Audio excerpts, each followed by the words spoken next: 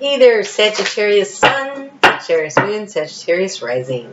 It's Maggie from Moon Directed. At this channel, we usually work with the energy of the moon to see how we can best use it to move our life forward. But today, we're going to try something different for the month, and we're going to dip into the energies of the Earth, the Moon, Mercury, Venus, and Aries. No, Mars. Okay, so, disclaimer. Mercury's in retrograde is shadow in Pisces and doesn't move actually into retrograde until the 5th of March, but it is in the water signs this year, and I have so much water in my chart, I can't, I have like 5 major things going on here. 6. I have 6. So, I'm going to be dramatically affected, and I already noticed it last week in the videos when I was trying to record, and so it's not gotten much better, so bear with me. So we're going to start with a little conversation starter from the moon and one from Mother Earth. Oh, we're a lot. Okay, Sagittarius, you got a lot going on, so let's jump on in. You have full moon eclipse. Conclusions are within reach, so you're nearing an end of a major cycle. It says don't let pride get in your way. That's important. You're at the end of a cycle. Don't let, you have 3 with full moons here. You have surrender to the divine. You have full moon. You have full moon in Leo. And you have a full moon lunar eclipse. That's a big cycle that's ending. Okay, there's a lot of energy about this cycle is coming to an end. Don't let your pride get in the way. But you have also nothing is set in stone, which means that the cycle is ending. That's for real. Just so much energy there. How is it ending? How can you fix this to go in the way that you want it to go? Like, nothing is set in stone. Something is going to happen, but there's a fork in the road, right? Which way are you going to go? And you still have some options here. You still have, there's divine timing, and there's also your influence, right? And so, what do you want to do?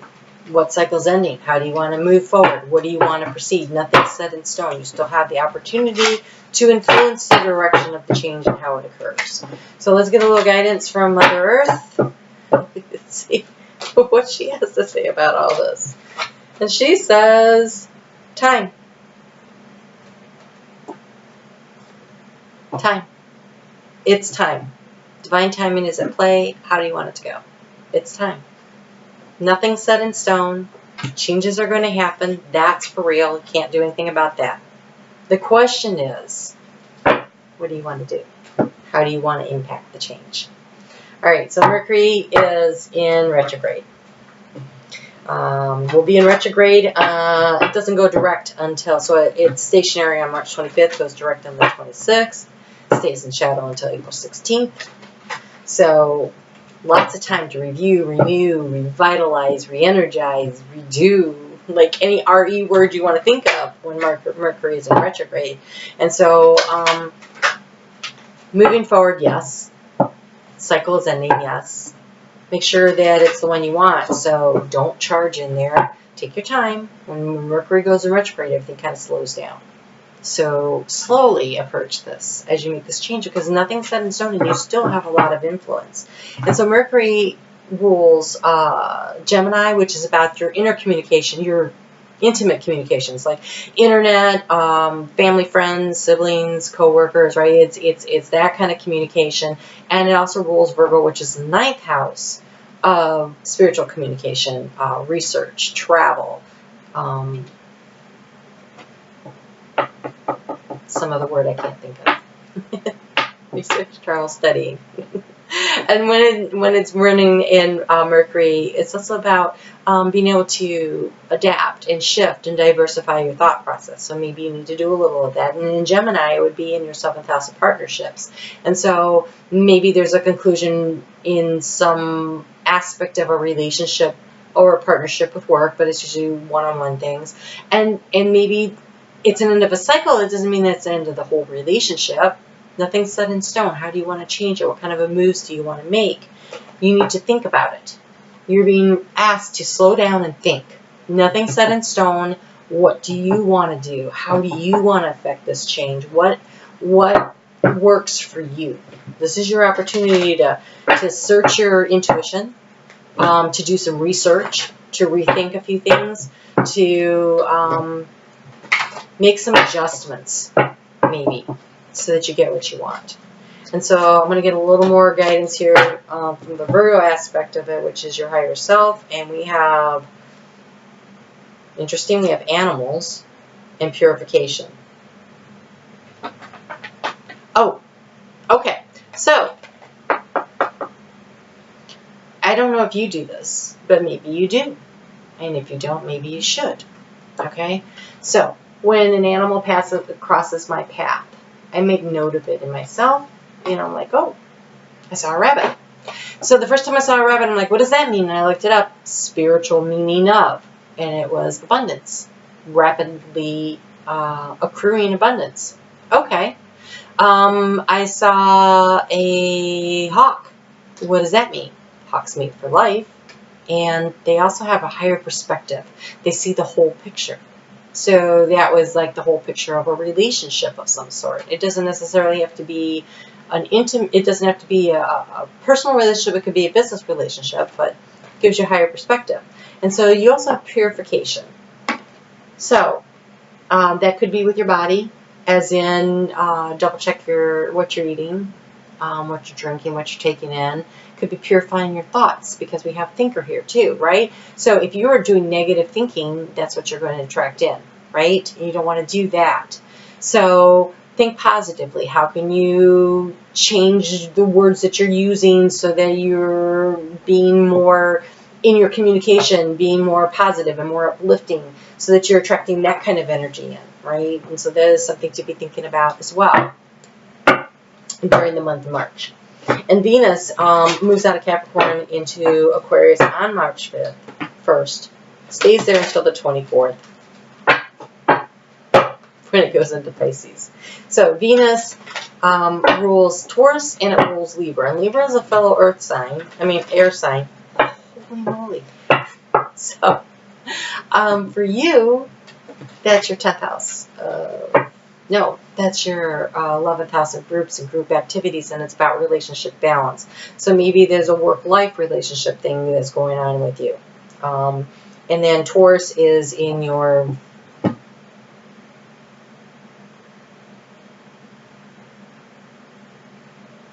sixth house of day-to-day activities. Again, balance.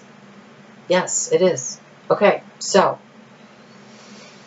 I think that you're dealing with, nothing is set in stone. Whatever's been going on is not exactly working. It's time to make a change. I think that you still have the ability to decide what that change is. So purification could also mean, I have too many things going on. What do I need to release? That's a form of purifying, right? So I have too many activities. If I put down some of these activities, then I have more time for my loved one and for work. So I feel like this is about work-life balance for you in a lot of ways this month of March, and where the planets are lining up, and how are you going to manage it. And some kind of a change is coming. All right, so March 6th, Uranus moves into Taurus. Uranus rules Aquarius, which is all about sudden and chaotic changes, but also higher-minded thinking, right? And so viewing things from a new perspective, and inside of Taurus, it'd be viewing things from a new perspective in a very practical area of your life, and you have shock of the new. So I have a feeling that between the new moon, which happens on the 6th, and Uranus moving into Taurus on that day, whatever is going on, whatever this end of the cycle thing is, nothing is set in stone yet. Hopefully you are viewing this before the 6th, because then you're going to be going, well, wait, I need to make some changes now. But hopefully you get to this before then, right? Because I have a feeling at the beginning of the month, there is something that you still have time. You still have time to let something go so that you can keep what you want. I think you still have time to affect the change that you want, to make your choices, because something's definitely changing. Shock of the new, 3 full moons. I mean, something's changing. Something is going to be exiting your life, good or bad. I don't know. but it's shocking.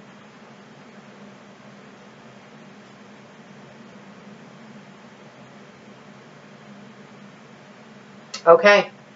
I've never seen this card before. Words of abundance. I've had these decks for years, but I don't go through the decks. I've never gotten this one. Okay. And it says, you have the ability to instantly manifest abundance in choosing powerfully positive words. We just talked about that, right?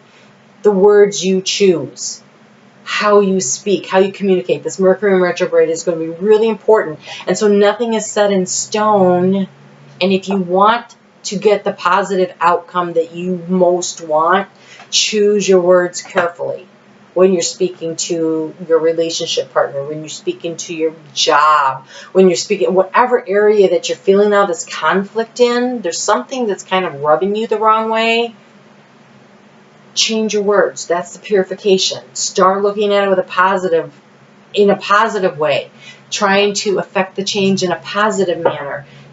Selecting positive words is going to be very powerful with Mercury in retrograde. So really watch your words, really pick what you want.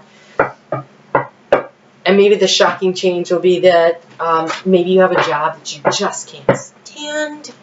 But you choose positive words, and then instead of losing your job, you get a promotion and you're out of that department anyway. That's a good shocking new change. Nothing's set in stone. You are going to affect the situation through your words. And so I would suggest that you choose your words carefully. Okay, this looks like it definitely has to do with relationships. So if you have a relationship that seems a little testy, start looking for the good things about your partner if you want to stay in that relationship. Start looking for the good things. Speak kindly about yourself. Speak kindly about your partner. If you want to attract a partner into your life, speak kindly about yourself, because when you raise your vibrational level, that's when you bring in somebody who is a vibrational equal. Okay, you are asked by Mars to act with confidence and opening your heart to love. Whoops! Opening your heart to love. So nothing is set in stone. Is there a relationship that you want? Then pick your words carefully. Speak nice about yourself. Speak nicely about other people. So Mars is in Taurus all month until the 31st, and then it moves into Gemini. And Gemini is, about action with words. So, but this month within Taurus, it's about structural foundation. Nothing is set in stone yet. Something is going to change. You're going to need to build a structure. Actively build some kind of a structure in your life. And it don't mean, it could be like you're building a house. Okay, it could.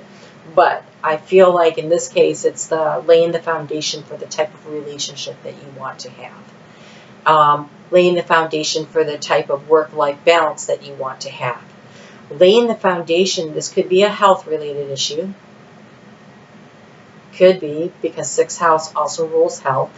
And so maybe it is about you get some news that you have some kind of a health condition and you need to make some immediate lifestyle changes. That would be the shock of the new. Nothing is set in stone. You have the ability through your positive action and your research to take and make changes to purify your body by eliminating foods that you don't need so that you can create what you want out of this, right? So attacking with confidence. Like, okay, this is not the end of it. I can take these positive actions and I can move my life forward by doing these things, and I'm going to only speak positively so I can bring in good things. Nothing is set in stone. This is some kind of a time issue. So feels really kind of heavy, but the good news is that you still have some control, and the control is in your words. The control is in the research you do and in the choices you make and what you eliminate from your life that isn't working for you. And those things should be some kind of bad habits. And definitely choosing to speak with powerful, personal, positive affirmations. If it is a health issue, I have I am vital. I live courageously. I choose healthy foods. I enjoy healthy foods. Whatever. I enjoy going for a walk every day. Whatever you need to do. So however this is affecting you, it's in your 6th house and your 7th house. So it's partnership, so it's going to affect a partnership, and it's your work-life balance and health. Somewhere in there. So this month looks a little challenging, Sagittarius. I'm not going to lie. Looks a little challenging, but it's not out of your control. And that's the really good part, right? I hate it when stuff happens and I have no control. This one says nothing is set in stone. Choose positive words. All right? Okay, Sagittarius. I'll put the yearly over here and you can check that out. And I will be back for the weeklies. I will be back for the new moon and the full moon. So leave me a comment. Let me know how this resonates. If there's any suggestions you have, I would love to hear them. All right? And you take care. And I mean that. Remember, you have power. You do. It's not out of your control. Not completely. Okay? All right. You take care. Bye.